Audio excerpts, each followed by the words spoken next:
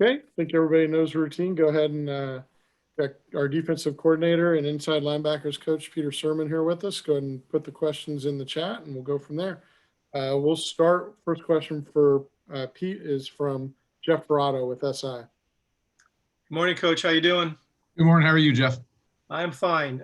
We've asked you before about your nephew as a quarterback for the Huskies, but your son Jackson is a starting linebacker. Just talk about how proud you are of him, and if you've been able to exchange, at least have conversations with him, just related to what he's been doing.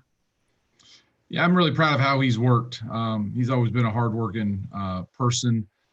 Football is important to him, so I'm happy that he's getting the opportunity, to earn that position, and it's up to him to go out there and continue to perform. And I know he's excited about getting out there. How, I don't know if difficult or awkward or uncomfortable is it for you to be coaching the other side on Saturday when he's on the field? I don't know if it's difficult or awkward. I don't necessarily enjoy competing against him. But it's the nature of our sport, and he's a talented young man, and he had the opportunity to play in the conference. So it's exciting to watch him play. We do talk. I can't think of anything in my life or his life that would prevent us from talking. The rivalry certainly will not. So, I try to listen to how he thinks he's doing, like, hey, are you making progress? What are the things you're continuing to work on? Just dad stuff. Right. I'm wondering how often have you actually gotten to see him play, given your schedule of games, wherever you've been and what he's doing? Yeah, his senior year, when he was in Brentwood, I was actually very fortunate. I was up in Louisville, and I think I got to see 4 or 5 of his home games. I've seen a couple of his state championship games, so that was great. And then last year, I think I got to maybe 3 or 4. A couple bye weeks coincided with it, so I hopped on a plane and went up there and sat in the stands and had the experience. So anytime that the schedule has allowed it, I've done everything I could to get up there and support him. Very good. Thanks. Okay, we'll move on to Trace Travers from Rivals.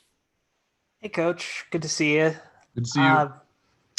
Yeah, I want to say something that you talked with us about, I think last week or 2 weeks ago, was the breadth of the film that you've watched and trying to understand what Washington does on offense. Can you kind of take us through, maybe not specifics of what you watched, but how far back do you have to go to kind of piece something together?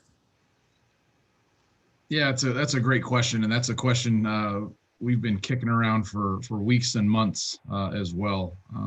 You're always trying to find, kind of the background of the play caller, but at the same time that we know there's a lot of really good offensive coaches up there that have won a lot of football games, and we believe that they have a significant input in terms of personnel, vocabulary, the way that have things that have been successful for them. And, that staff has, some significant invested reps into what they have done in the past. And with limited practice and opportunities to kind of expand and to introduce some new things, I think there's a fine balancing act.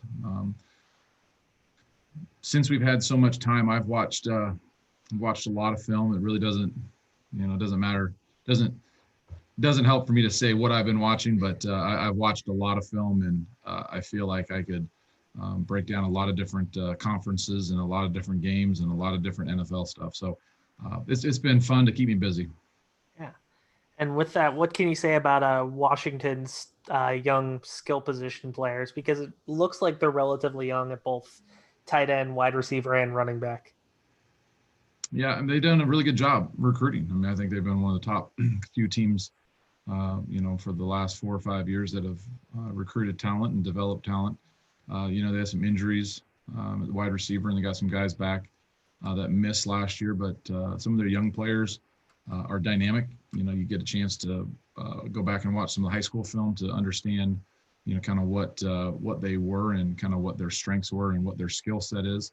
And then the skill guys, the running back position, we're familiar with Newton and McGrew and Kamari. So those guys have familiarity.